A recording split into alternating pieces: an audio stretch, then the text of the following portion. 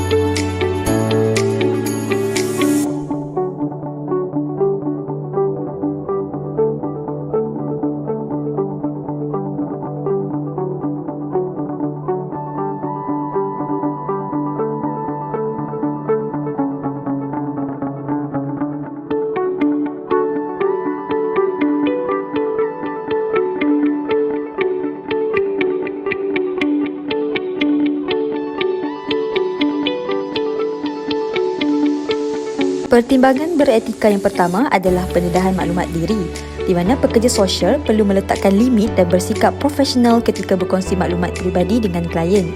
Sebagai contoh, pekerja sosial tidak perlu memberikan nombor telefon peribadi, sebaliknya sekadar memberikan nombor telefon pejabat bagi mengelakkan kebergantungan klien kepada pekerja sosial. Timbangan beretika yang kedua ialah privasi dan kerahsiaan. Pekerja sosial perlu menjaga kerahsiaan klien, termasuklah tidak berkongsi maklumat klien bersama rakan sekerja. Maklumat berkenaan klien juga perlu disimpan di tempat yang selamat dan tidak mudah dikesan atau diakses oleh orang lain. Sebagai contoh, pekerja sosial tidak mendedahkan maklumat klien di media sosial, sebaliknya hanya menyimpan maklumat tersebut untuk rujukan pekerja sosial sahaja.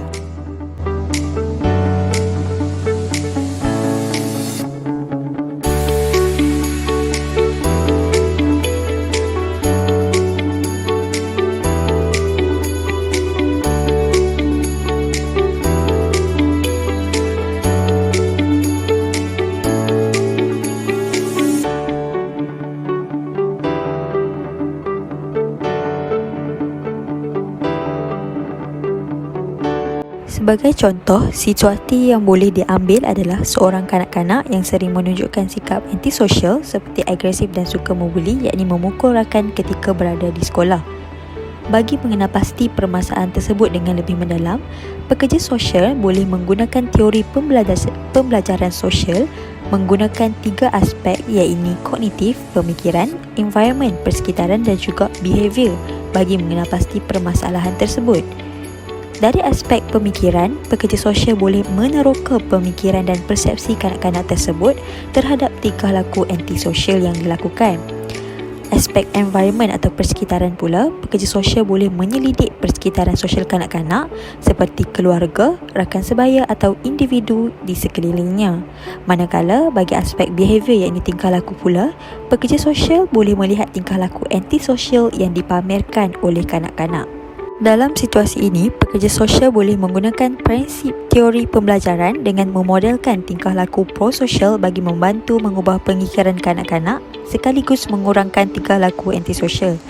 Dari aspek pemikiran, pekerja sosial boleh membantu mengubah persepsi atau pemikiran kanak-kanak terhadap kelakuan antisosial, iaitu dengan memberi didikan bahawa perlakuan antisosial tersebut adalah bertentangan dengan norma masyarakat.